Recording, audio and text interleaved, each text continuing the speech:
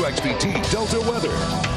Today was just an absolutely pleasant day to get outside and enjoy some sunshine, along with a little bit of that cloud cover during the afternoon. But that began to give way and made for this picture-perfect sunset this evening. You can see we still had a little bit of that high clouds with us, but the sun was able to get through that and create this wonderful landscape across the delta. But we're now starting to see a bit more of that cloud cover move in from our south and southwest. It is beginning to stream in after a little bit of breaks this evening. We're going to continue to see that cloud cover make its way in as we go through the overnight hours and then in through much of our Tuesday. Temperatures, though, thanks to that cloud cover, very comfortable. We're still into the upper 60s right now. It's 67 degrees. Dew points rather comfortable down into the lower 50s. So not really that humid outside as we're still in this early spring month. But we will begin to see this dew point rise over the next few days as moisture slowly begins to work in across our area. The other big story is the winds continuing to be rather breezy this evening as we can see sustained winds right now out of the south-southeast at about 17 miles an hour, and those will just continue to pick up as we go over the next 24 to 36 hours.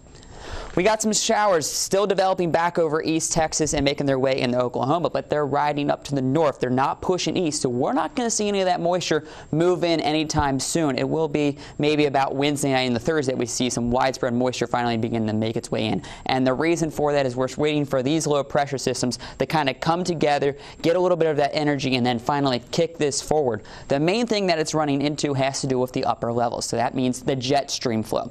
What we have right now is an upper level high pressure that is beginning to build over the southeastern part of the country. As that continues to build, it's going to shoot the jet stream way up to the north. As that does, it's going to allow for that warm air to continue to make its way all the way up into the Chicago area and back up into the New England region.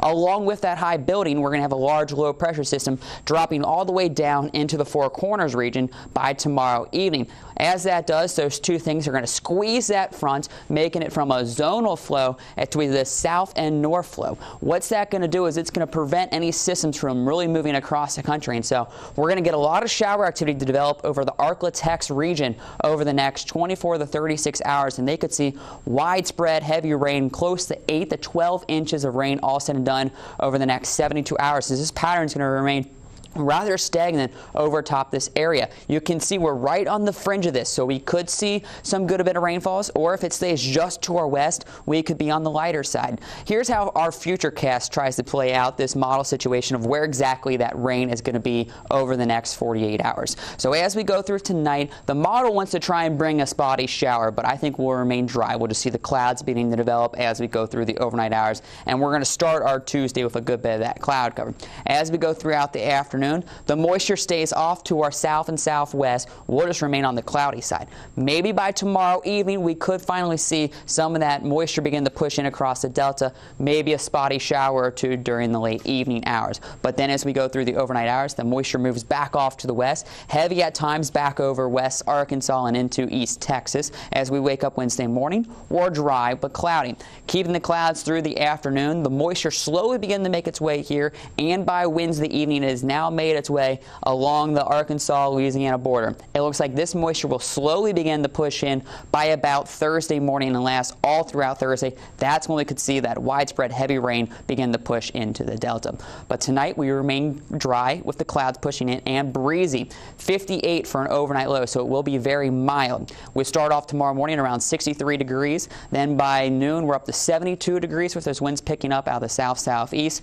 76 degrees with a stray shower tomorrow evening. The showers continue to increase for both Wednesday. Best chance for that rain will be on Thursday as we go 90% chance, along with some severe weather possible then.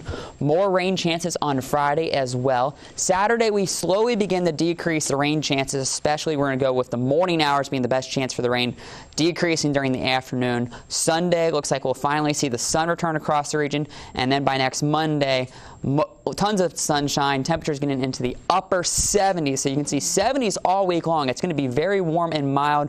Overnight lows only getting into the 50s and 60s, so it will be very pleasant when it is not raining, but we will have the possibility for, it looks like, rain just about every day for the next 5 or 6 days. Yeah, we've got a lot to get through. I don't know the last time we've had so much rain for so many consecutive days. But as I mentioned, it's not a complete washout. It's just going to be little hit or miss showers, maybe 30 minutes or so, and then we'll begin to dry out. All right. That makes me feel a little better. All right. Thank you, Eric.